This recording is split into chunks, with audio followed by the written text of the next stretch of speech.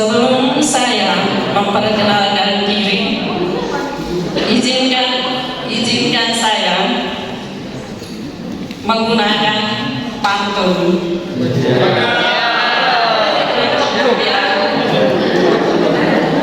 Pagi-pagi makan ditabur madu sumber, pingin lagi. Perkenalkan, saya Olga yang akan memandu acara sampai selesai nanti.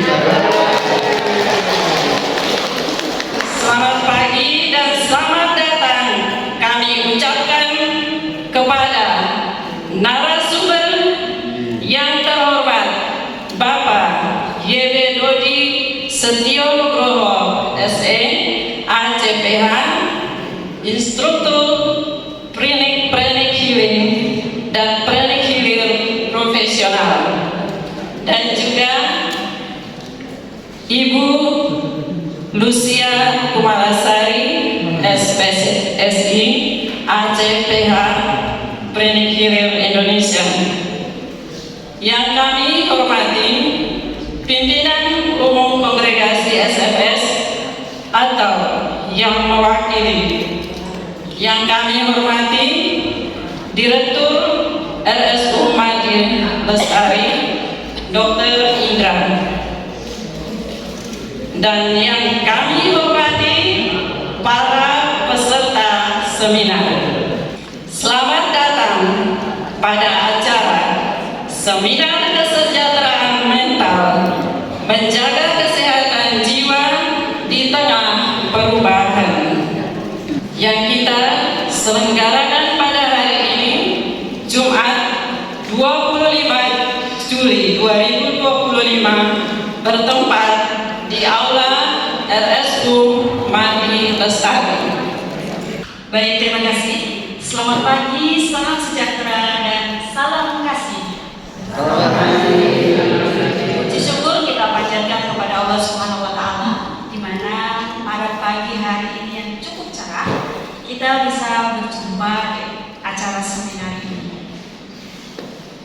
Sebelumnya saya ucapkan selamat datang kepada Bapak Ibu narasumber.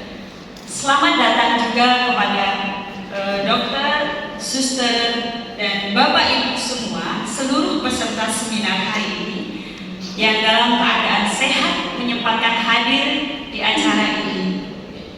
Hari ini kita akan mengikuti seminar bertema kesejahteraan mental, menjaga kesehatan jiwa di tengah-tengah perubahan, di mana tadi disampaikan oleh Pak Direktur bahwa dunia mungkin saat ini sedang tidak baik-baik saja. Mungkin dunia kita pribadi, dunia sosial maupun dunia kerja kita. Pada kesempatan ini saya dulu akan berlaku sebagai moderator, memandu acara ini hingga sampai selesai sekitar 3,5 jam ke depan. Jadi persiapkan diri para peserta semua, persiapkan kesehatannya untuk mengikuti seluruh materi hari ini. Baik, seminar ini dilatar belakangi bahwa penting sekali meningkatkan kesadaran dan pemahaman tentang kesehatan mental di tengah atmosfer dunia kita yang mungkin tidak baik-baik saja.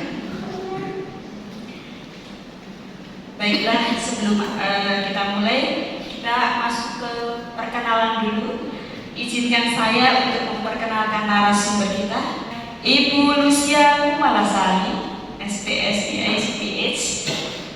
Beliau menyelesaikan pendidikan sarjana psikologinya di Universitas Gajah Mada, memiliki sertifikasi Associate Pranic Healing Certification dari Institute of Inner and World Pranic Healing Foundation, aktif sebagai Pranic Healer di Pranic Healing Nusantara, masih aktif sampai sekarang. Ya, selamat datang Ibu Lucia.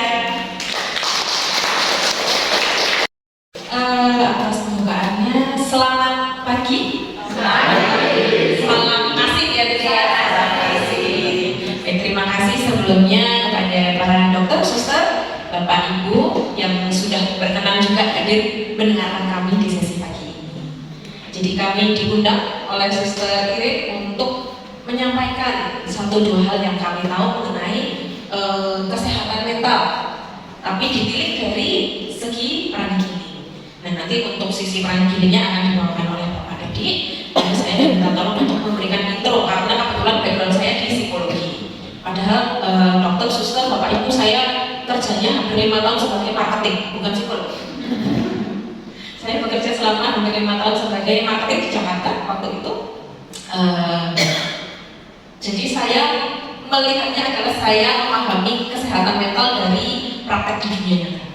Jadi kalau para dokter, suster, bapak, ibu, staf mengalami yang namanya gejolak-gejolak di kantor, saya juga pernah mengalami. Jadi tidak hanya secara teori, tapi juga mungkin saya akan lebih banyak bercerita. Saya mungkin di sesi pagi ini akan lebih banyak untuk refresh mungkin kan Bapak Ibu suster dan para dokter juga sudah lebih mengenal, lebih memahami dari segi medis kesehatan mental itu seperti apa, ilmunya seperti apa, tapi kita pagi ini akan ini coba dari sisi yang berbeda, yaitu dari sisi peran gili gitu. Oke, sebelum kita mulai saya mungkin mau mengajak Bapak Ibu jalan-jalan dulu kita pagi ini ya. Mari suster silakan. Kita coba bayangkan pagi ini kita meetingnya tidak di ruang ini tapi di taman yang cantik. Di taman yang cantik, segar, anginnya dingin, sejuk, wangi, gitu ya Pak. Sangat banyak, mungkin banyak burung berkicau, damai rasanya. Terus mungkin di taman kita banyak lihat anak anjing, burung-burung lucu sekali. Terus tiba-tiba tengah-tengah Bapak Ibu menikmati, Pak Direktur bilang, ayo pulang. Terus kita lewat antrian kemacetan seperti ini. Setelah sampai lagi di kantor, datang lagi ini. Ini yang paling menakutkan kayaknya ya. Jadi dunia yang ideal adalah yang 2 slide pertama, betul? Tidak selalu. Terus yang ideal bagaimana? Yang ini yang ideal. Saya ikut senang Bapak kalau misalkan melihat tumpukan-tumpukan pekerjaan lalu Bapak Ibu para suster bahagia rasanya melihat ini, saya juga ikut senang Pak. Bapak Ibu para suster, para dokter, apakah akhir-akhir ini ada situasi yang menyebabkan Bapak Ibu suster para dokter berpikir, aduh kayaknya sepertinya saya nggak bisa kalau begini terus setiap hari? Ada nggak kira-kira? Ada. Ya, kenalkan saya biasa dipanggil Pak Budi di sekolah. Jadi apakah nek terus jadi ya bagi saya nek terus ya apa-apa jangan ini saya ngomong. Jadi ya tidak apa-apa jangan. Saya begitu. Sehingga karena bagi saya seberat-beratnya masalah itu akan terasa ringan jika tidak dikerjakan.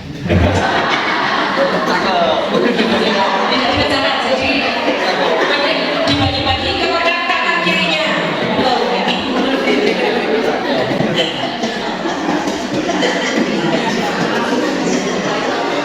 Di sekolah tugasnya apa Pak? Kelas 6. Menghadapi siswa-siswa yang mau ujian gimana Pak? Biasa. Diserahkan dulu aja. Kalau bagaimana menghadapi atau bersama yang anak-anak yang di kelas 6 ya akan ujian itu ya biasa saja. Artinya biasa diketahui, biasa berreaksi, biasa ditekan, biasa dius. Karena guru juga punya target, misalnya kayak sales target. Jadi targetnya kan harapannya semua dan yang semua itu, maka itu menjadi sebuah hal yang biasa. Karena di kami ya puji syukur alhamdulillah para orang tua dan suster itu mendukung dengan penuh. Begitu Pak. Terima kasih. Yang memang dalam dunia pekerjaan ini hal yang biasa dan memang harus dikerjakan ya kalau itu. Memang harus dikerjakan, memang harus kita hadapi. Tetapi bagaimana caranya tadi betul supaya hal-hal ini tidak menjadi hal yang memberatkan, tidak menjadi hal yang membebani. Padahal mungkin selain pekerjaan juga tadi kondisi keluarga di rumah, kondisi anak-anak, kondisi kita pribadi kan kita tidak selalu gembira ya. Ya. Tidak selamanya kita bahagia, tidak selamanya kita bisa menghadapi sesuatu dengan senyuman. Apakah kita bisa menghadapi dengan senyuman setiap hari? Kadang-kadang ya susah ya. Nah, pagi ini kami akan coba membantu para suster Bapak Ibu untuk menghadapi stres, mengelola stres dengan cara panik. Tetapi saya pagi ini intronya menyampaikan secara umum saja. Nanti di sesi kedua kita akan praktek lebih. Gitu ya? Oke, Bapak Ibu pernah merasakan hal ini? Ototnya tiba-tiba tegang. Bahunya betul. Mikul lah. Sulit tidur nyenyak. Siapa yang semalam belum bisa tidur nyenyak? Ketemu bantal kan ketemu aja. Ini kalau saya dulu disuruh maju begini sakit terus.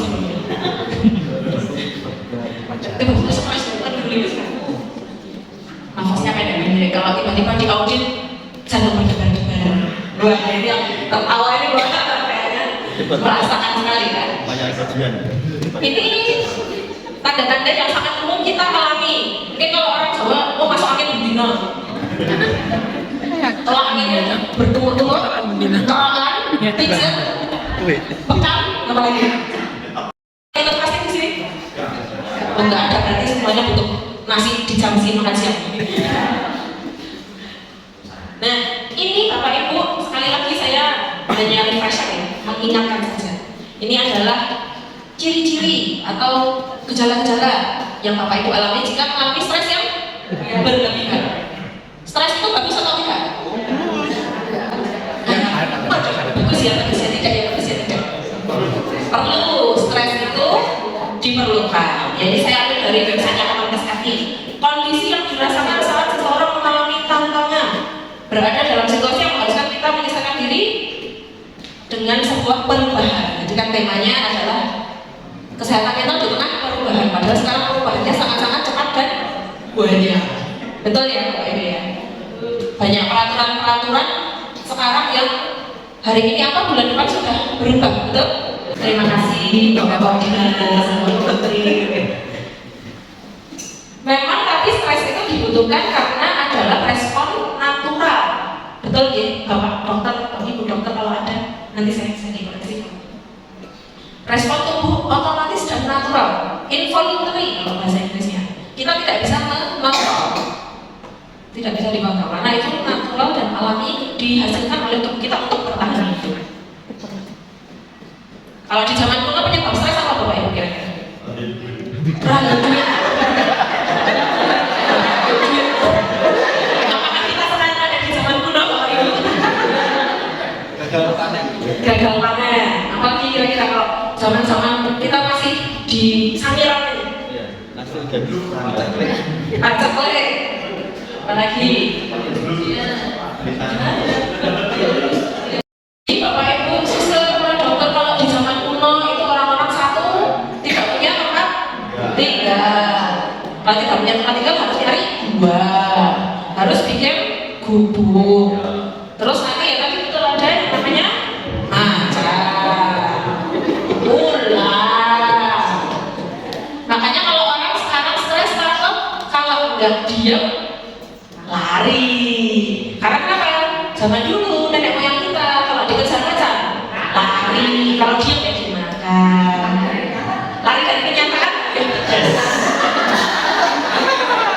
Kita sekarang juga masih berlari-lari. Lari dari kenyataan. Kalau zaman dulu kan, kalau zaman dulu kita mencari perlindungan di luar, sekarang kita mencari perlindungan di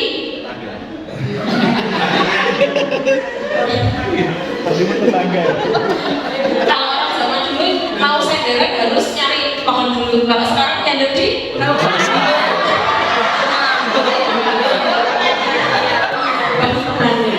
Rina masih kuat.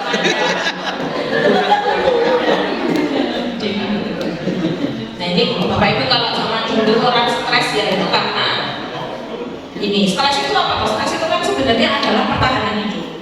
Kalau kita dikejar macan nggak lari ya kita meninggal. kita kembalikan ke Pamukan yang bisa. Kalau zaman sekarang macamnya di hutan lindung atau di hutan yang jauh dari pemukiman. Nah, sekarang adanya adalah apa? Kira-kira apa? Takbiran.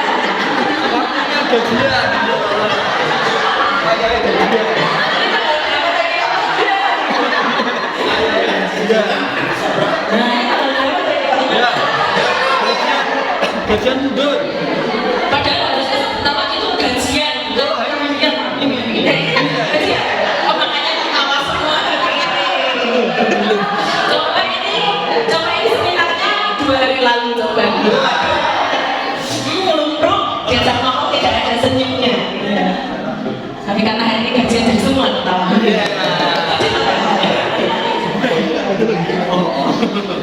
Oke, Bapak Ibu, Dokter, para suster, penyebab stres. Oke, penyebab stres di zaman modern bisa dikategorikan menjadi 4 besar. 4 besar bisa di ranking. Coba Bapak Ibu nanti masing-masing bisa ranking di kehidupan Bapak Ibu ini ranking berapa? 1. Nomor 2. Cuan 1. Semua 1. Masalah finansial.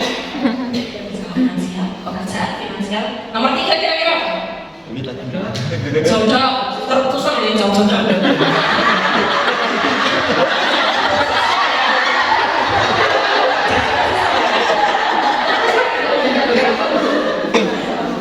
Nomor 3 adalah gadget. Kenapa gadget? Gak bisa lepas aku. Dari Bapak Ibu para dokter yang gak punya Instagram berapa orang? 1, 2, 3 dari 100. Yang gak punya WhatsApp berapa orang? Semua punya WhatsApp sama aja.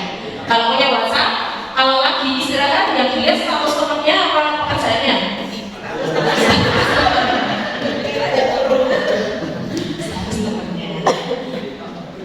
Kadang-kadang sosial media atau gadget itu punya tendensi untuk membuat kita kecanduan, betul.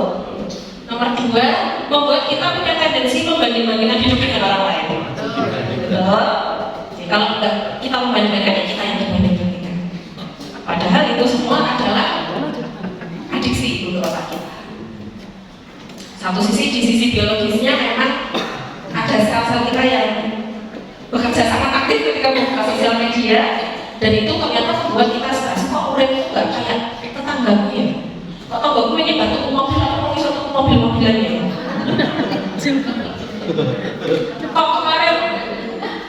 Kok kemarin tetangga saya habis jalan-jalan. Kok saya setiap hari di kantor kerja. Itu faktor yang membuat kita stres. Yang terakhir, hubungan relasi. Tidak harus jodoh, suster. Tidak harus jodoh, tapi hubungan relasi. Relasi itu bisa dengan rekan kerja kanan kiri, bisa dengan orang tua, bisa dengan anak, bisa dengan jodoh tadi. Bisa dengan jodoh. Kalau empat-empatnya semua bikin stres, apa yang terjadi? Gila, jangan gila, kalau gila udah marah bisa. Tapi kalau gila tuh kasihan banget. Masa kita semua gila? Depresi itu juga berat sekali.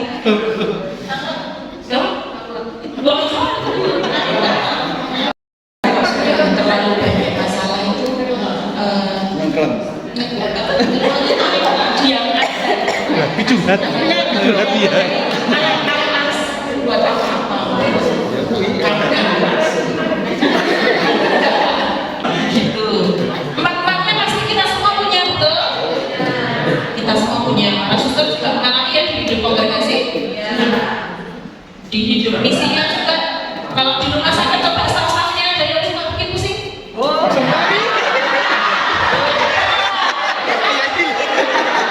Yang di sekolah, suster-suster yang di sekolah ada staffnya yang bikin pusing. Kak Bayu yang bikin pusing. Coba sekarang Bapak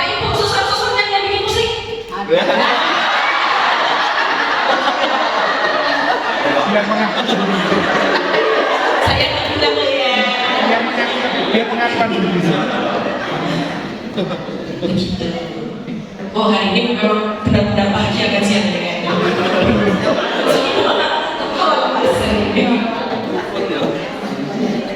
Oke, kalau empat-empatnya semua ada di hidup Bapak dan Ibu, terus menghadapinya bagaimana? Apakah tadi dengan lompat duduk aja tadi terus gitu dulu? Gile itu gimana Pak?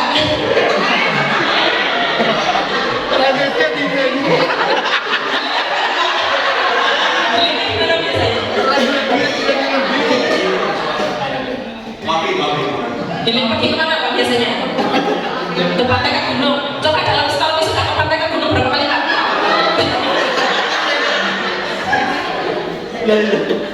Bisa, ya bisa betul pergi piknik. Tapi setahun bisa berapa kali pikniknya? Berapa kali? Ya. Berarti tadi nggak boleh ini sama tetangganya yang piknik tiap hari tadi ya?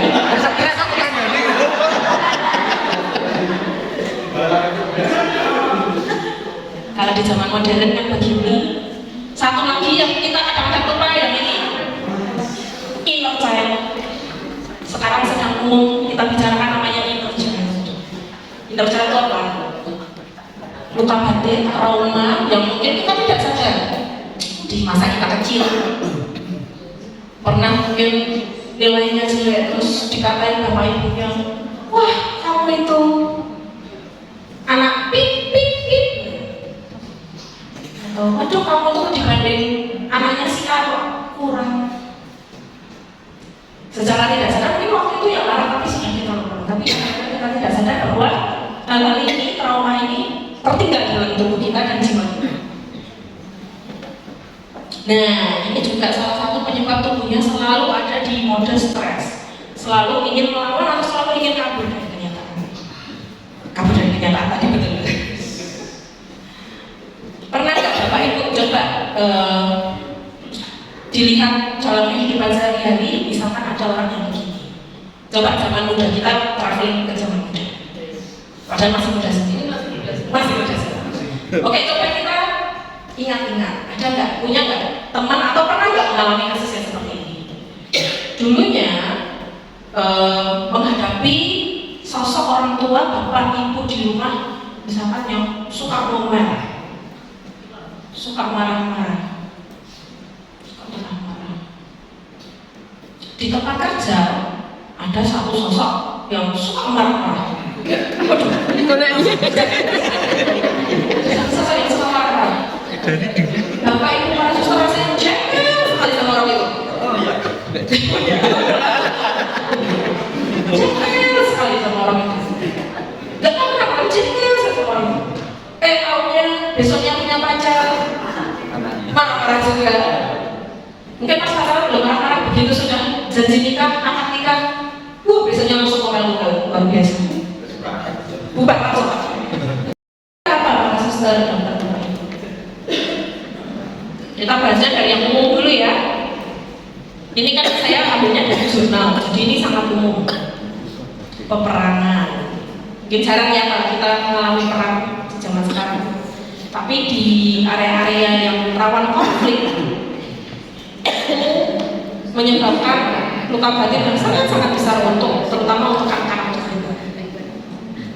Yang kedua, kekerasan fisik, mental, emosi atau seksual. Ini masih sering kita temukan di kehidupan kita sehari-hari. Kadang-kadang kita nggak sadar kalau terjadi yang namanya kekerasan emosional. Kekerasan emosional. Kalau anak zaman sekarang bilangnya itu namanya gaslighting. Kamu tuh saya nggak bisa gini, gaslighting itu misalkan begini. Kalau ada orang pacaran misalnya, pacarnya terus gini, pacarnya misalnya tiap hari pulangnya malam-malam, terus ceweknya nggak suka saat gitu ya.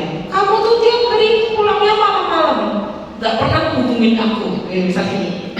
Terus cowoknya balasnya gini, kan aku pulang malam buat kamu, kerjanya buat kamu, uangnya buat kamu.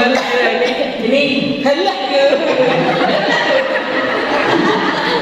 Sampai di mana? Itu namanya gaslighting. Jadi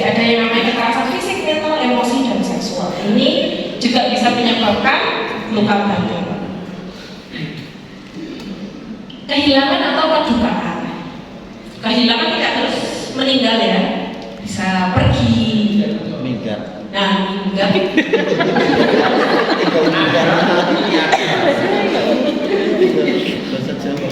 Ya kemarin ada suster yang cerita kalau di sini istilahnya roti sama rongga ya. Roti itu rondo ditinggal mati, rongga rondo ditinggal Minggat.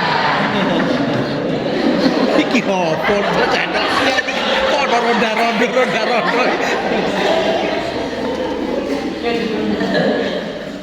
Ini juga menyebabkan luka batin. Kondisi sosial ekonomi yang tidak stabil. Ini harusnya ditambahin yang ekstrim, tapi ternyata sekarang tidak ekstrim pun menyebabkan luka batin. Ya Pak ya, betul. Tagihan tadi.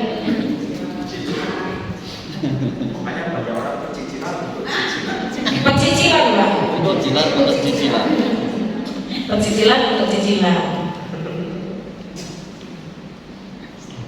Kondisi sosial ekonomi yang tidak stabil. Bencana alam yang parah bisa menyebabkan trauma. Jadi biasanya kalau di situs-situs bencana alam itu dulu kalau saya zaman kuliah mengirimkan tim relawan psikolog untuk membantu kondisi psikologis para korban. Ya. Selain dokter dan staf-staf lain. Kecelakaan macam-macam. Kepleset juga termasuk kecelakaan. Kecelakaan bisa kecelakaan kerja, kecelakaan lalu lintas, kecelakaan macam-macam. Kecelakaan hamil dua tidak termasuk. Apa termasuk?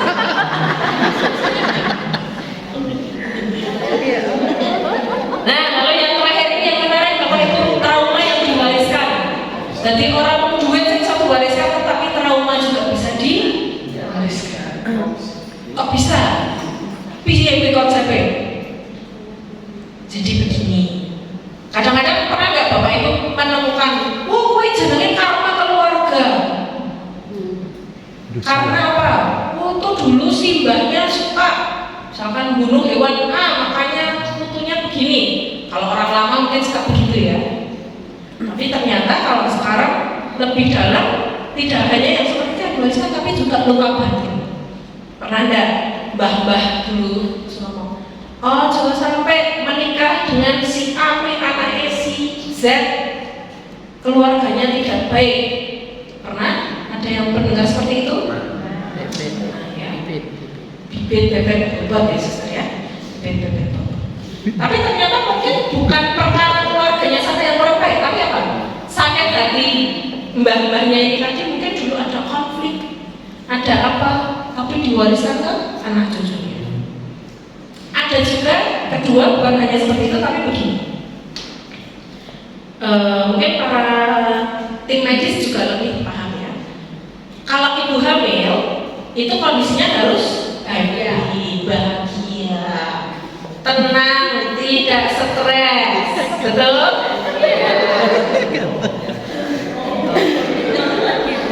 Para suster ini juga biasanya kalau menghadapi ibu-ibu hamil bagaimana? Yang banyak itu biasanya kan kalau hamil hati-hati yang baik, tapi tidak hanya faktor ibunya, bapaknya juga berpengaruh. Bapaknya juga berpengaruh. Tidak hanya selama kehamilan, tetapi secara sel DNA itu juga berpengaruh. Gitu. Jadi kalau misalkan ada kecenderungan bapak ibu yang punya fobia tertentu akan diturunkan ke anaknya, betul? Bapak ibunya kalau gila sama tikus, anaknya kira-kira gila sama tikus ya?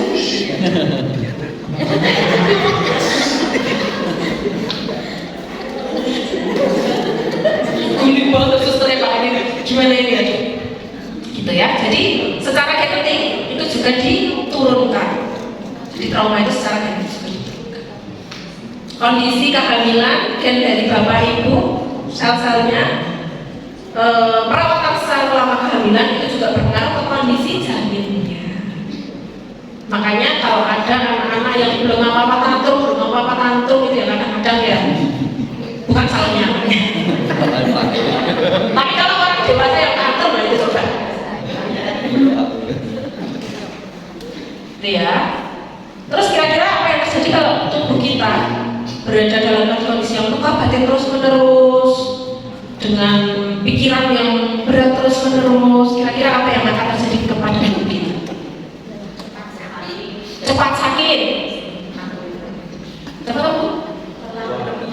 Lelah berlebihan. Tadi aku pegel. Kulino iki ketok iku nih.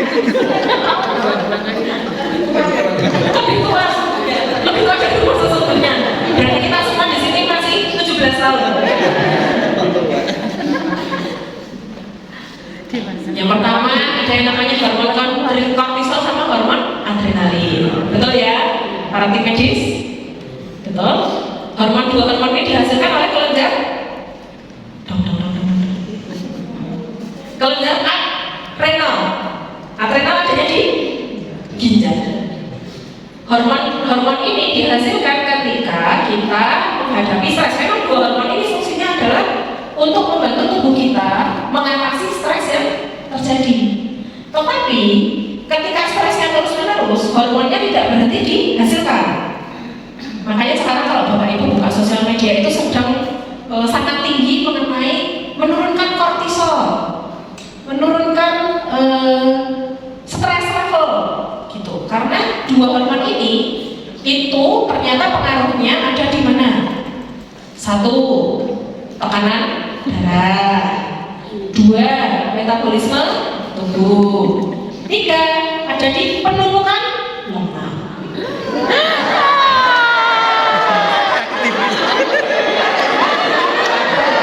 Langsung kotaknya dicilikke. Gaya.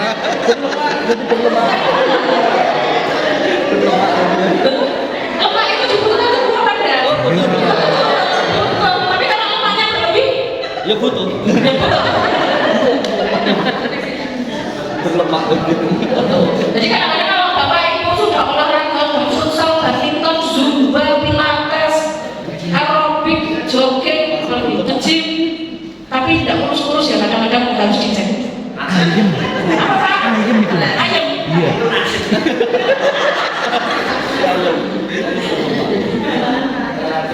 Bawaan lahir, saya kan dari lahir tulangnya udah besar. Mas, terlalu berlemak tidak baik juga. Terus yang kedua yang kita juga tekanan darahnya tidak bisa dikontrol, gula darahnya tidak bisa dikontrol. Ya. Dua, sistem imunitasnya ikut. Nah, tadi yang bikin betul-betul masuk angin. Ya. Ini betul-betul masuk angin. Tiga, penurunan fungsi organ tubuh. Penurunan fungsi organ tubuh ini bisa kita contohkan pakai kata ini. Penurunan ingatan jangka pendek. Iya. Selain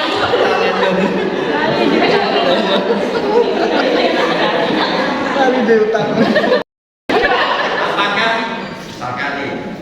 Pocong-pocong.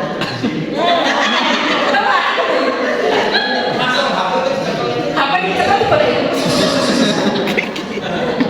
Pasti mesti dicaplok pasti kan dia. Pernah Pak sering. Sering Pak. Pengalaman. Mas saya. Teman saya. Teman saya.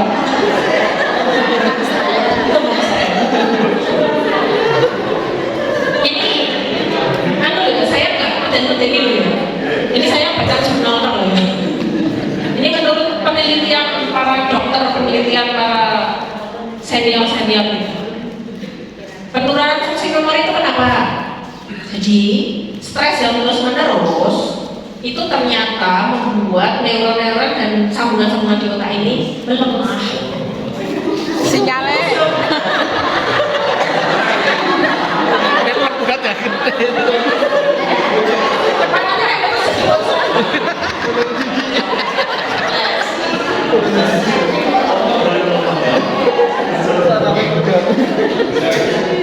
Penurunan ingatan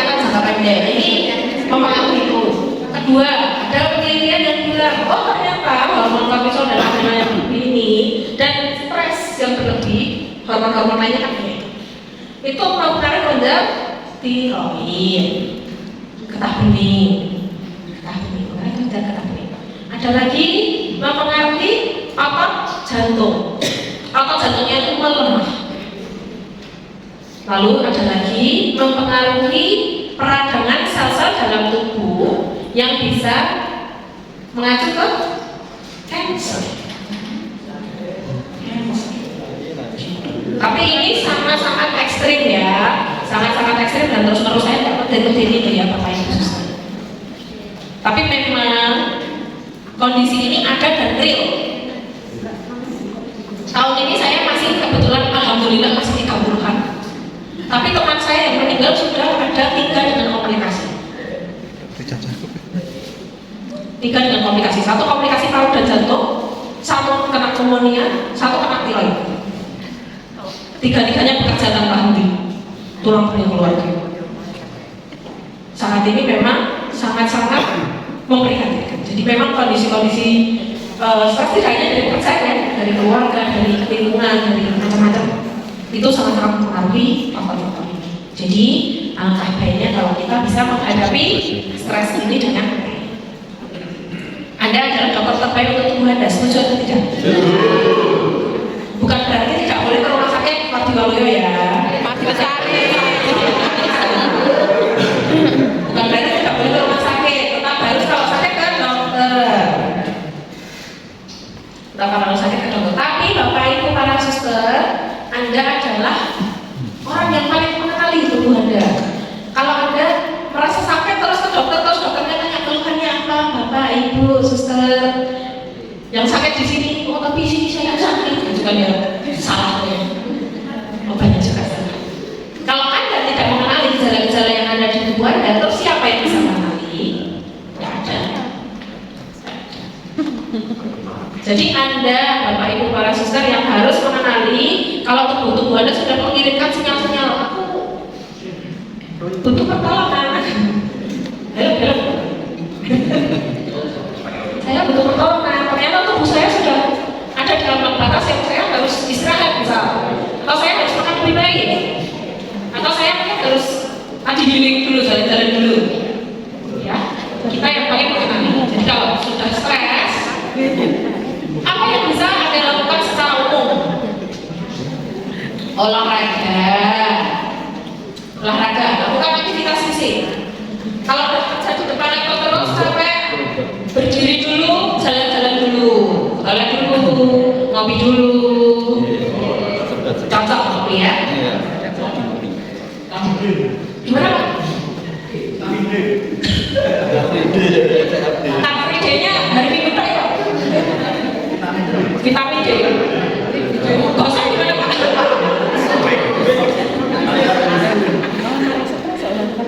Gimana Pak? Cukup nonton drakor nanti selesai hilang. Nah kalau drakornya sedih terus ada yang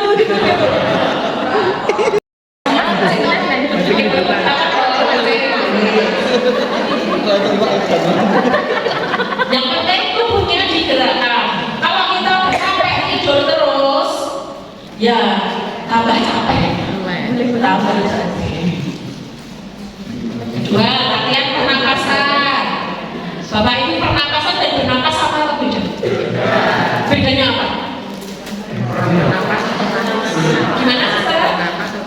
Bernapas otomatis. Kalau latihan pernapasan kan diatur, dirasakan. Betul. Jadi memang ada beberapa teknik, ada beberapa metode pernafasan yang bisa dilakukan untuk membantu meredakan stres instan. Tidak permanen, hanya sebentar. Tapi kalau dilakukan setiap hari ada nih. Tarik nafas, tahan. Ada hitungannya, harus dilakukan dengan sadar. Itu ya. Ketika orang merasa terkontemplasi, kali ini para suster setiap hari sudah melakukan. Bapak Ibu melakukan apa tidak? Seminggu sekali. Pakai kali nih biasanya. Pakai berapa kali nih biasanya? Setiap hari apa Pak? Terima kasih, mohon maaf kalau ada salah-salah kata. Terima kasih atas tanggapannya. Saya kembali. Baik, terima kasih. akan memberikan pemaparan materi yang luar biasa, insightful, menarik, menambah wawasan